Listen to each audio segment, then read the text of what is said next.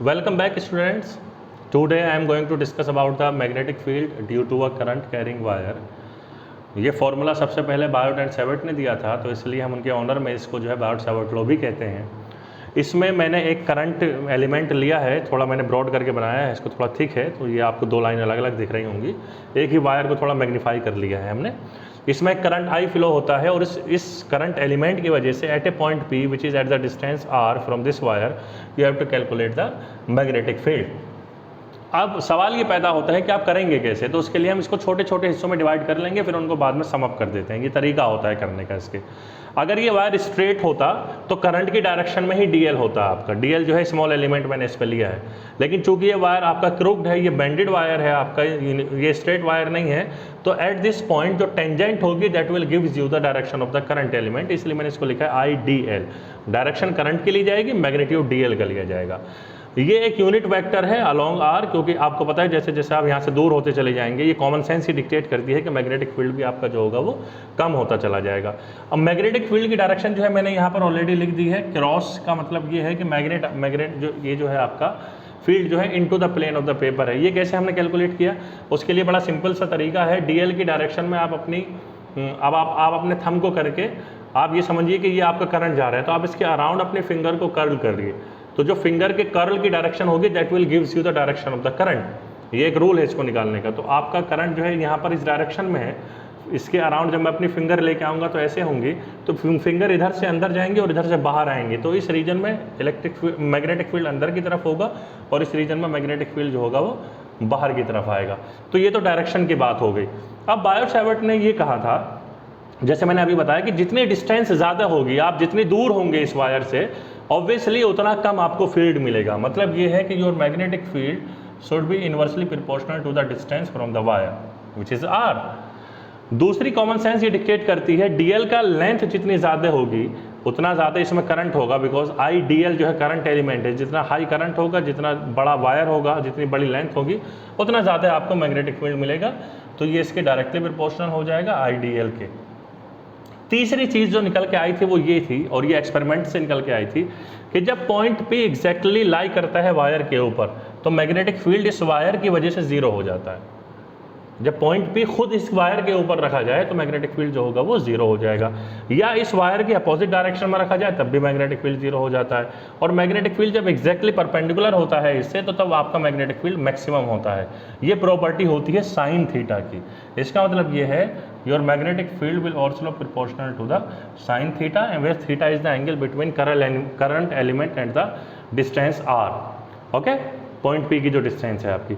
अगर आप इन तीनों रूल्स को कंबाइन करते हैं तो आपको क्या मिलेगा, D B will be proportional to I D L sine theta divided by R square. And to remove the proportionality you have to consider some constant, that constant is, suppose करिए K है, तो ये K I D L sine theta upon R square हो जाएगा। इस के की जो वैल्यू होती है, this K is basically has the special value mu naught upon 4 pi. कितनी वैल्यू होती है इसकी, mu naught upon 4 pi, where mu naught is the permeability of free space. याद है आपको मैंने इलेक्ट्रोस्टैटिक में बताया था 1/4 pi epsilon naught. Epsilon naught नीचे था, उसकी जगह एक ऊपर आ गया है म्यू नॉट, और म्यू नॉट की वैल्यू जो होती है वो होती है 4 पाई इंटू 10⁻⁻⁷। अगर मैं यहाँ से इसको देखूँ k की वैल्यू कितनी हो जाएगी, तो अगर k की वैल्यू यहाँ पर रख दी जाए, then k will be known as, mu naught की वैल्यू रखी है 4 पाई इंटू 10⁻⁻⁷, तो k की वैल्यू आ जाएगी simply 10⁻⁻⁷। Tesla metre per ampere इसकी यूनिट होती है, tesla metre per ampere. Okay, and this is known as the permeability of free space. ठीक है, तो इस k की वैल्यू यहां पर जब आप रखेंगे तो यू विल गेट, अभी हमने इसका वेक्टर फॉर्म नहीं ली है तो मैग्नीट्यूड ही लिखी सिर्फ, dB will be equal to mu naught upon 4 pi I dl sin theta upon R square. ये इसकी मैग्नीट्यूड फॉर्म होती है बायो-सैवर्ट लॉ की। dB का मतलब ये है कि आपने एक स्मॉल एलिमेंट की वजह से लिया है जो कि dl था, अभी आपने पूरे वायर की बात नहीं करी है। चूँकि ये मैग्नेटिक फील्ड एक वेक्टर क्वांटिटी होती है और यहाँ ये दिखा रहा है कि कहीं ना कहीं साइन थीटा का मतलब ये कहीं ना कहीं क्रॉस प्रोडक्ट इन्वॉल्व है। तो अगर मैं इसको उस तरह से लिखना चाहूँगा तो it will be equal to, you can write it as dB will be equal to mu naught upon 4 pi I dl vector होता है, आई dl मैंने उधर बताया है, cross R cap is the unit vector along the R divided by R square. तो ये इसकी vector form हो जाएगी। We know that unit vector R is equal to vector R upon magnitude of are. अगर मैं ये value यहाँ पर रखूँ then you will get dB will be equal to mu naught upon 4 pi I dl cross vector R upon R cube. ये भी इसकी एक फॉर्म होती है आपके बायो-सैवर्ट लॉ की। तो इन तीनों में से ये फॉर्म नॉर्मली यूज़ की जाती है न्यूमेरिकल के डेरिवेशन करते वक्त। ये बेसिकली जो फॉर्म यूज़ होती है ये वहाँ पर यूज़ होती है जब कहीं पर वेक्टर्स इन्वॉल्व होते हैं, तो ये कम ही यूज़ करते हैं हम 12th क्लास में, मोस्टली यही यूज़ की जाती है फॉर्म। ओके, तो I hope you understood about the bio-Savart law. इसकी एक एप्लीकेशन मैं कर देता हूँ जिससे आपको ये चीज़ और समझ में आ जाएगी क्लियरली। सो ये एक वायर मैंने एज्यूम किया है, एक वायर है इनफाइनाइट लेंथ का है जिसमें करंट आई फ्लो होता हो और इसके सेंटर से यानी कि आधा वायर ऊपर है और आधा नीचे है। वायर की लेंथ मुझे नहीं पता कितनी है लेकिन इनफाइनाइट लेंथ हो सकती है, ये बहुत बड़ा वायर हो सकता है। उसके सेंटर ओ से पॉइंट पी पे जिसकी डिस्टेंस आर है और एग्जैक्टली ये इसका परपेंडिकुलर बाइसेक्टर है। तो इस पे इस पॉइंट पी पे आपको इस पूरे वायर की वजह से मैग्नेटिक फील्ड बताना है। डायरेक्शन हमेशा वही वैसे ही निकालेंगे। अगर इस डायरेक्शन में करंट है तो फिंगर को ऐसे लेके जाएंगे तो इधर जो है इनवर्ड आएगी और इधर जो है आउटवर्ड आएगी आपकी डायरेक्शन। तो हम करेंगे क्या, एक स्मॉल एलिमेंट यहाँ पर कंसीडर कर लेंगे ऐसे dl लेंथ का, और इससे यहाँ पर इसकी डिस्टेंस मैं मान लूँगा कि ये आपकी अज्यूम कर लीजिए कि एंगल थीटा बनाती हो और ये डिस्टेंस आपकी r है अज्यूम करिए और ये डिस्टेंस आपकी सेंटर से dl की जो लेंथ है वो l है। तो according to Biot Savart law magnetic field due to this element on p will be equal to dB will be equal to I mu naught upon 4 pi into I dl sine theta divided by R square. तो ये इस आपकी इस expression को ये verify कर रहा है अच्छे से। अगर ये एंगल थीटा है तो it will B 180 minus theta, क्योंकि पूरा एंगल जो होगा 180 डिग्री का होगा। लेकिन हम जानते हैं sine 180 minus theta is basically equal to sine theta, और इस एक्सप्रेशन में साइन 180 माइनस थीटा की वैल्यू हो जाएगी perpendicular upon hypotenuse which is equal to R upon R. If you put the value of sine theta in above expression what you get, you will get mu naught upon 4 pi I dl sine theta की जगह r upon r और नीचे r square है तो it will be r cube. So this is the expression due to this small element. लेकिन आपको तो इस पूरे वायर की वजह से कैलकुलेट करना है, तो जो टोटल मैग्नेटिक फील्ड होगा आपका, total magnetic field will be the integration from minus infinity to plus infinity mu naught I dl r upon 4 pi small r square. अब इसमें से करंट इसमें जो फ्लो हो रहा है वो फिक्स है, जो आपका म्यू नॉट अपॉन 4 पाई है ये कांस्टेंट होता ही है। ये जो डिस्टेंस है पॉइंट P की r, आप चाहे वायर को कोई सा भी एलिमेंट कंसीडर कर लो लेकिन ये r चेंज नहीं होने जा रहा है, r क्यूब है, सॉरी r क्यूब। तो आपकी जो कांस्टेंट क्वांटिटीज़ हैं आप उनको बाहर लिख लीजिए। तो it will be written as mu naught I r upon 4 pi minus infinity to plus infinity dl upon r cube.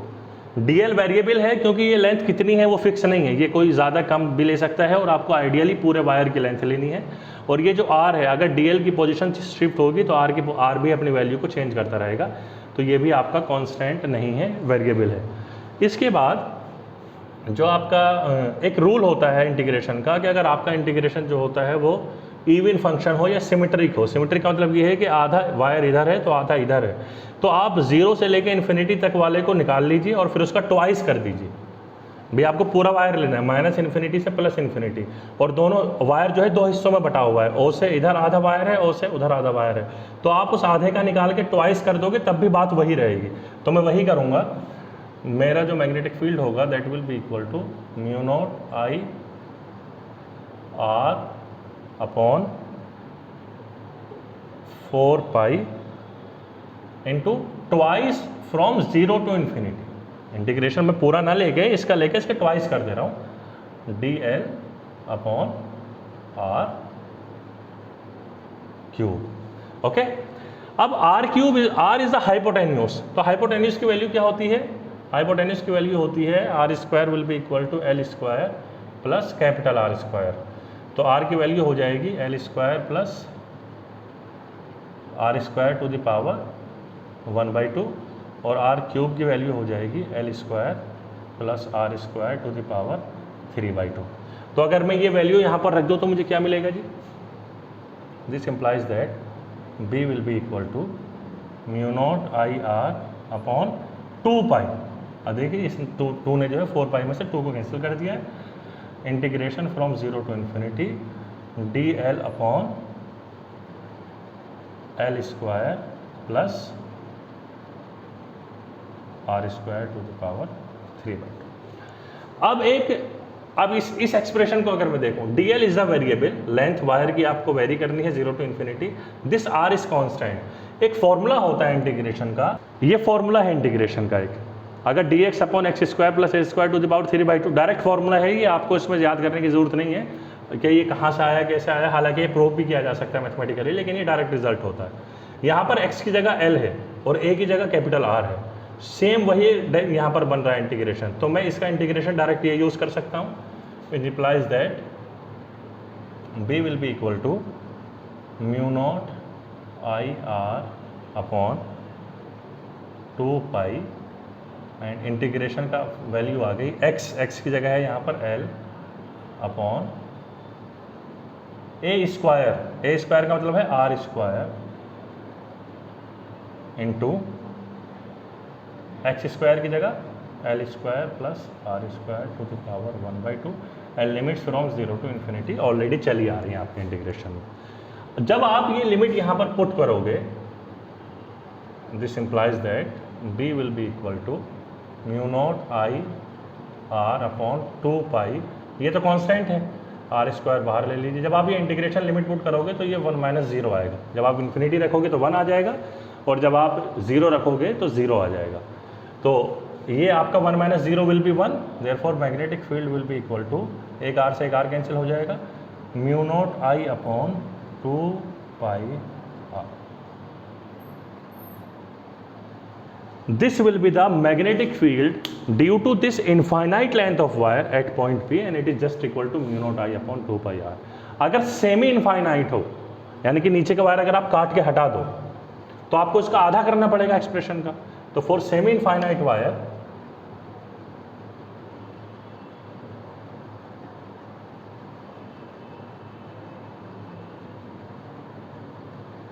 तो इसका हाफ कितना हो जाएगा जी?